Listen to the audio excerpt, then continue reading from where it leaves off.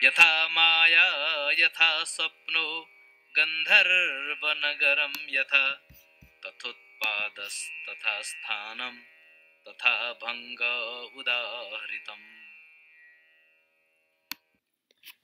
Yathā māyā yathā svapno gandharva-nagaraṃ yathā tathotpādas tathā sthānaṃ tathā bhaṅga udāhṛtam. MMK chapter 7 verse 34, last verse of the chapter. Like an illusion, like a dream, like a Gandharva City, so is going up, so is standing firm, and so is cessation lit up.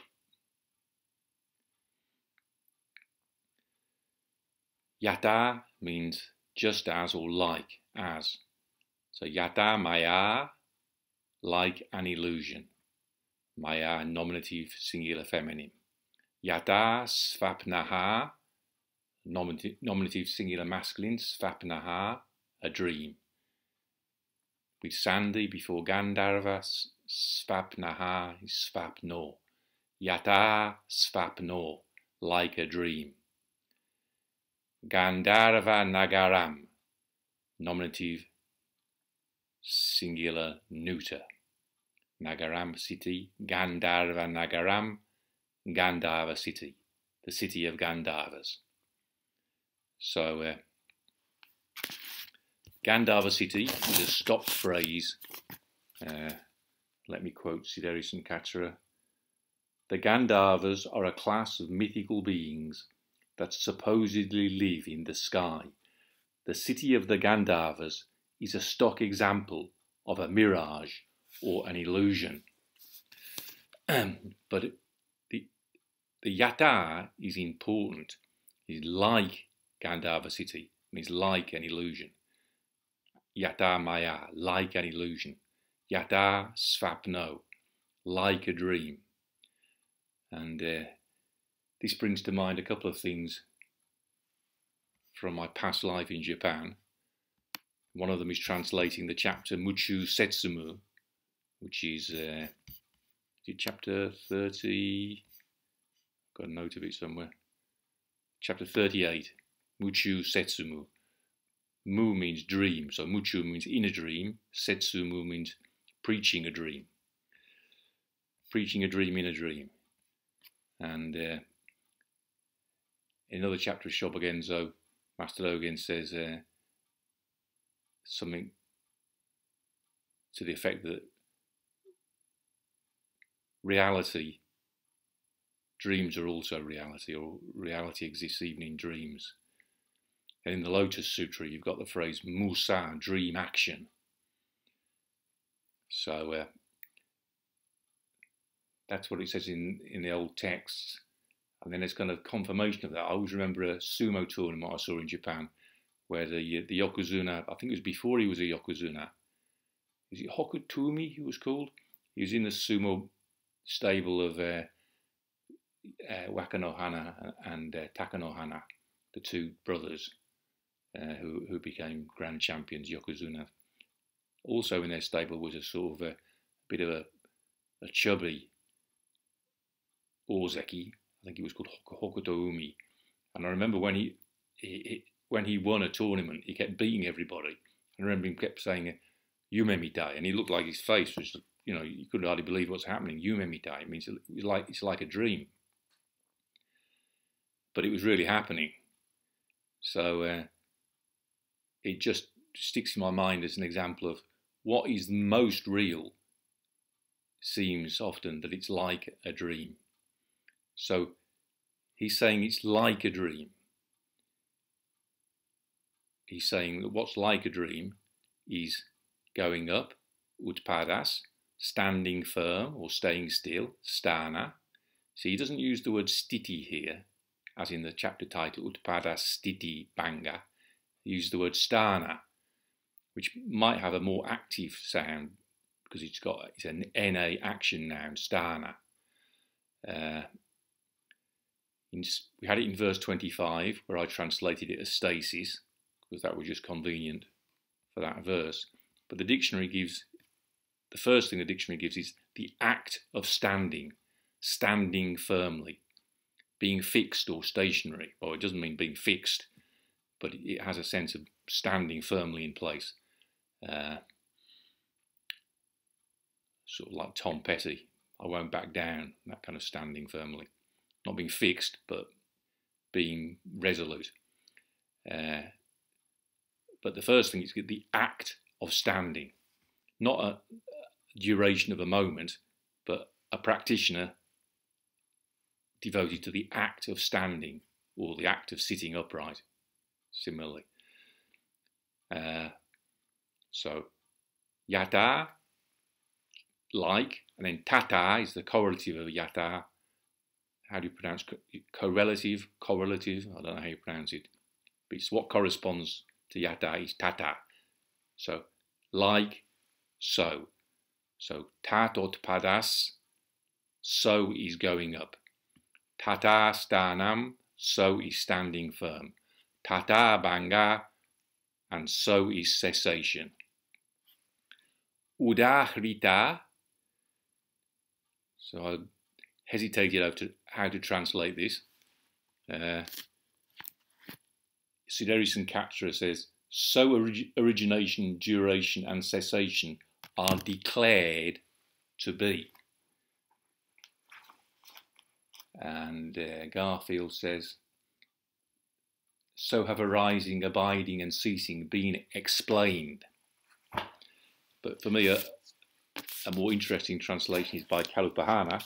So have arising, endurance and destruction been exemplified. That's closer to it, I think, because if you look in the dictionary, well, the verbal root is hri, which means to take or bring. So a means towards one. So āhrita, the dictionary says brought near, fetched, but it also means uttered or spoken. Then ud is the prefix for up. That's why I thought, how am I going to translate this with that sense of up?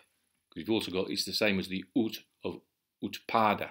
Tathotpādas is tathā, like, so, tathā, so, like that.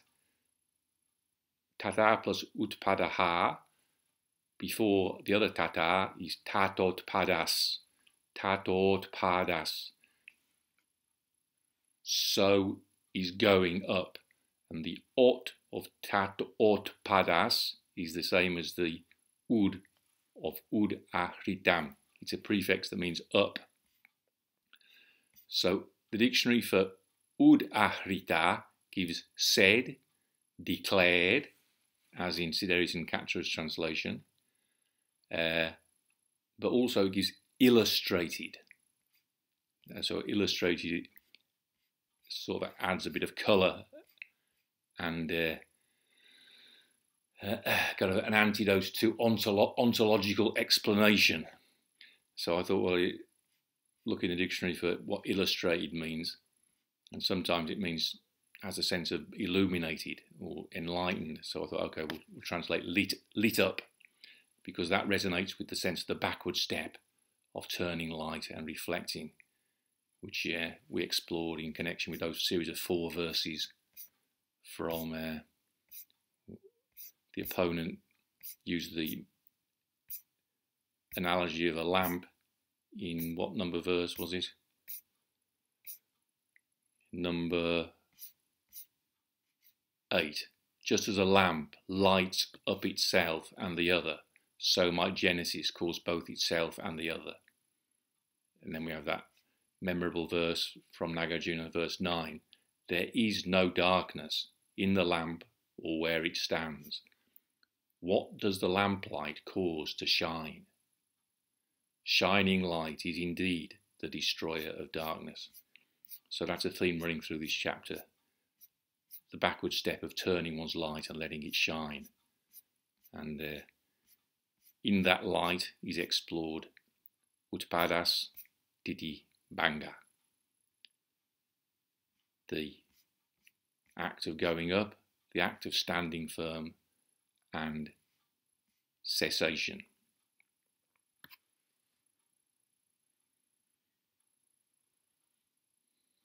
Like a dream.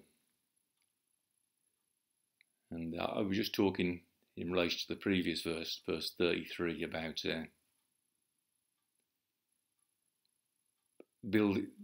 building a base. When I built my shed base, when I first moved to Norwich, there was a sort of dreamlike quality of that, because I didn't really have a plan. And that's when things are like a dream. It's like Hokudumi winning. He never planned to win that tournament and be Yokozuna. His performance took him by surprise. And if what I'm doing now is building a base, or I'm somehow instrumental in the building of a base, that Nāgārjuna sort of laid the foundations, or provided the concrete for nearly 2,000 years ago, that's also something like a dream. And in the process of translating this chapter, I had the idea for a website called Zen and the Art of Darts, which, again, nothing that I could have planned or foreseen, but two people who it means a lot to me. You know, when I was growing up as a, from about the age of 6, the family was a bit emotionally unstable. In many ways, a nuclear family I was in. My dad was a drinker and a kind of martinet. My mum was a kind of neurotic, resentful towards men. Me and my sister, had a quite intense hatred of each other a lot of the time.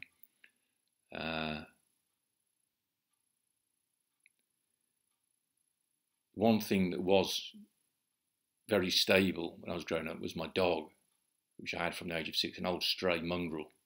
And we had a very good, it'd be like Dennis the Menace and Nasher in my mind, a very, very loyal friend. And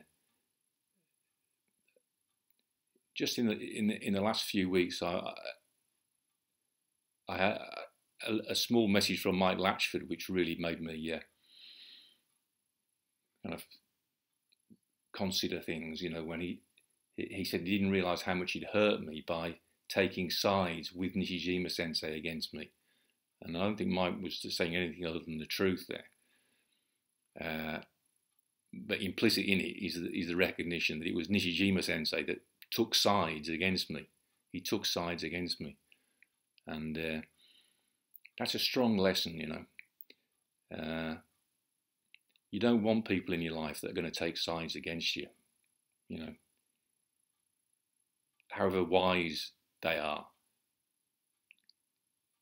If they're the kind of person who takes sides against you, they're no good to you. And two people who I owe a lot to, although, again, when we moved from Aylesbury to Norwich, there was a sense in which my wife was kind of casting me as the bad guy, forcing her to move. And when she did that, I start seeing her as not being like my old dog, the loyal friend, but more like my sister, the manipulative woman who's really got it in for me. Would have liked to see me brought down and suffer. So from that's a couple of years ago. Then I realised a lot of trouble I've had through my life with women comes from seeing them in that role as like my sister or like my mother, the resentful and manipulative victim. So as I become aware of that, I recognise it's important for me not to see my wife like that, but to see her more like the female role models that I've revered, which is my dog, who was a bitch, and wise women like my grandparents, my nana and grandma, and my Alexander teachers like Marjorie Barlow were more like grandmother roles, but they were like fonts of female wisdom. So if I see women as being loyal friends or loyal playmates, like my old dog, or being fonts of wisdom, I don't have any problem with them. But if they remind me of my sister or my mother, you know, it doesn't work out well. So recognising that, which I hadn't really seen that until a couple of years ago, and recognising it was part of what Jordan Peterson calls set your own house in order before you criticise the world. For the last 2 years, I have been setting this place in order, the house and the garden, on a daily basis, been cleaning it up and sorting it out. And as part of that process, you know, as I've got that in order, I've seen more clearly why I have problems with certain women. And it's important for me in dealing with women just to see that in them, which is the loyal friend and the font of female wisdom. The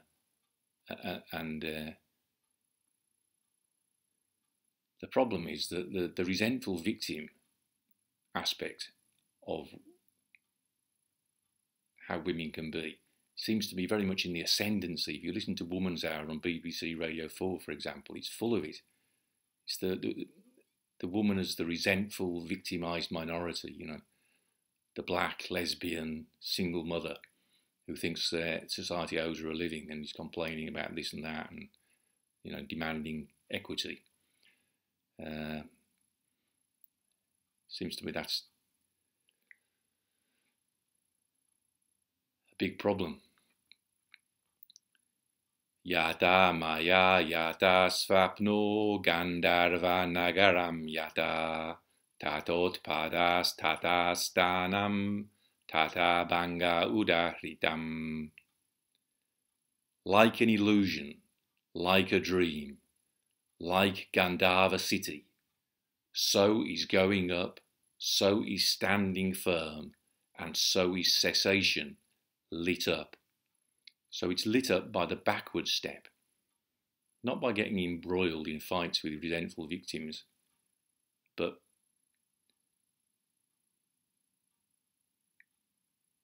coming back to the backward step. Again, Jordan Peterson says, put your own house in order before you criticise the world. So to some extent, I feel like I have been putting my house in order the last couple of years, and I'm ready to criticise the world, which is probably a dangerous thought. But as Nāgārjuna says, and as Master Dogen said, there should be forward steps and there should be backward steps. So perhaps the more one puts one's own house in order, the more there's a basis there for saying that resentful victimhood, the kind of resentful victimhood that is gaining ground in society, partly as a reaction to the terrible policy that the powers that be have followed from both before and during and after the financial crisis, of sort of bailing out the very wealthy, so exacerbating inequality. They've really laid the ground for resentful victims and socialism to come to the fore. In that situation, what I was going to say is being like a dream. My wife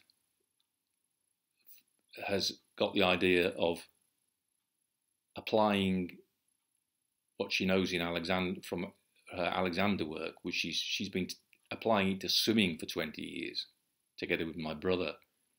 If you Google swimming without stress, you'll find my brother's got a very user-friendly introduction to application of Alexander principles, the principles of non-doing in the water. But teaching Alexander technique in the water is difficult in terms of finding a swimming pool and, you know, travelling there and getting things organised. So my wife had the idea of applying the Alexander principles to what they call in Japan fuku ya. Fuku means blow, and ya means arrows or darts. So blow darts is a sport, and my wife would like to kind of spread it, the Japanese sport of fukuya, blow darts, and she's got well, she asked me. She was thinking of going in two directions: volunteering at a hospice, or seeing what she could do to spread the practice of blow darts. And I definitely said go for the blow darts, because for me that there's compassion in that as well, because it's a way of if you can apply the principles of non-doing to darts, that's really a way you could help people. And during the same period, my old friend Kevin Grant, a really good, loyal old friend, whose son George died a couple of years ago, at which point I said I would dedicate this translation effort to George Grant. Just in a bit of banter on Facebook, Kevin and I threw the gauntlet down to each other about we'd renew our old darts rivalry. So suddenly then I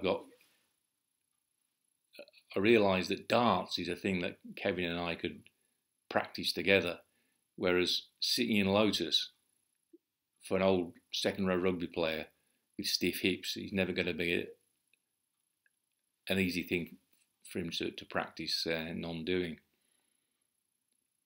But playing darts could be.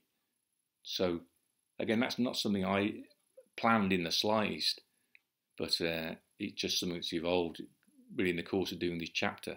So like a dream, Zen and the art of darts. In the first place, just I'm conscious of chapter 18, verse 1. Atma samyamakam chetaha paranugrahakam chayat sadharmas maitram sadharmas tadbijam falasya pretyachehacha. The mind of a friend to restrain oneself and benefit others. That is Dharma. That is the happening. That is the seed of fruit here and now and hereafter.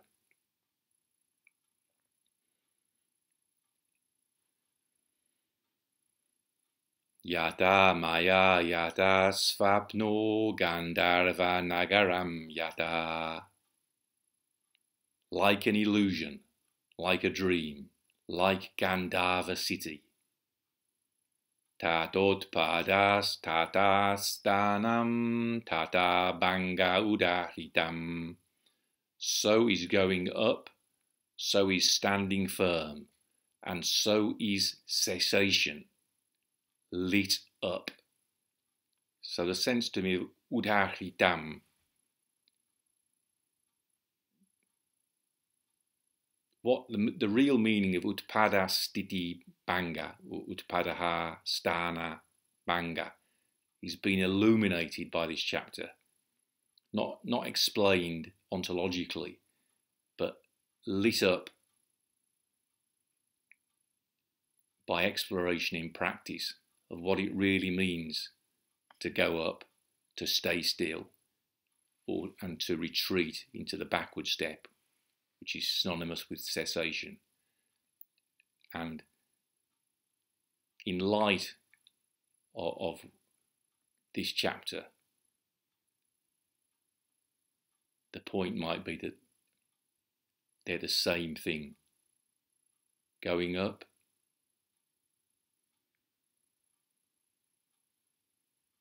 staying still.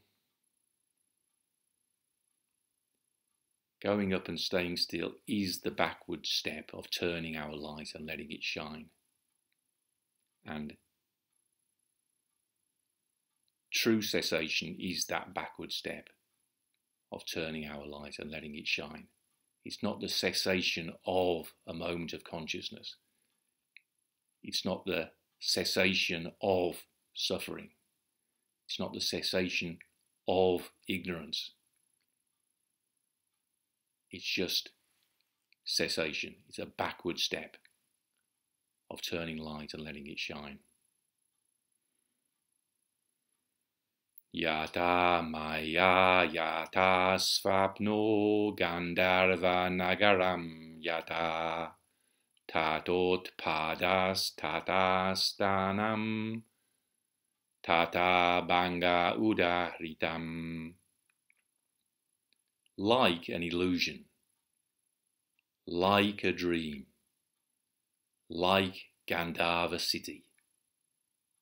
So is going up, so is standing firm, and so is cessation, lit up.